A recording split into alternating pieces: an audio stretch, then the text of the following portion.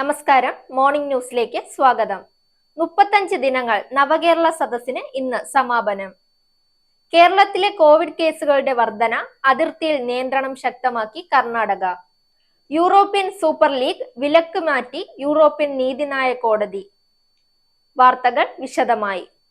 സംസ്ഥാന മന്ത്രിസഭയുടെ നേതൃത്വത്തിൽ നടത്തിയ നവകേരള സദസ്സിന് ഇന്ന് സമാപനം.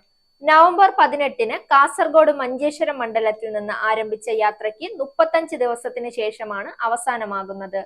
സമാപന ദിവസമായ ഇന്ന് 5 മണ്ഡലങ്ങളിൽ നവകേരള സദസ്സ് നടക്കും.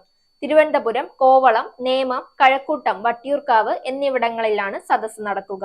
സമാപന സമ്മേളനത്തിന് വട്ടിയൂർക്കാവ് പോളിടെക്നിക് ഗ്രൗണ്ട് വേദിയാകും. കേരളത്തിലെ കോവിഡ് കേസുകളുടെ വർധന കണക്കിലെടുത്ത് അതിർത്തിയിൽ നിയന്ത്രണം ശക്തമാക്കി കർണാടക. കേരള-കർണാടക അതിർത്തികളിൽ കർശന പരിശോധന നടത്തും. രോഗലക്ഷണമുള്ളവർക്ക് സംസ്ഥാനത്തേക്ക് പ്രവേശനമില്ല.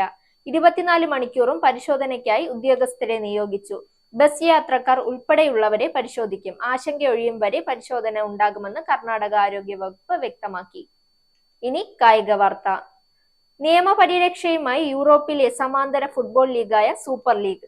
രാജ്യാന്തര ഫുട്ബോൾ സംഘടനയായ ഫിഫയുടെ യൂറോപ്യൻ ഭരണസമിതിയായ യുഫെയുടെയും വിലക്കിനെതിരെ സൂപ്പർ ലീഗ് നൽകിയ ഹർജിക്ക് യൂറോപ്യൻ നീതിന്യായ കോടതിയുടെ അനുകൂല ഉത്തരവ്.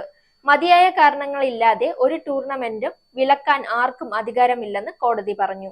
എന്ത് തെറ്റായ കാര്യങ്ങളാണ് സൂപ്പർ ലീഗിൽ നടക്കുന്നതെന്ന് ഫിഫ പറയുന്നില്ലെങ്കിലും കോടതി കൂട്ടിച്ചേർത്തു. വാർത്തകൾ അവസാനിക്കുന്നു. നേരിന്റെ വാർത്തകൾ നിങ്ങളുടെ വിരൽത്തുമ്പിലെത്താനായി സാക് ന്യൂസ് ചാനൽ സബ്സ്ക്രൈബ് ചെയ്തും ഷെയർ ചെയ്തും ഒരു ശരിയായ മാധ്യമ നിലപാടിന് പോകാൻ ഞങ്ങൾ നിങ്ങളെ ക്ഷണിക്കുന്നു.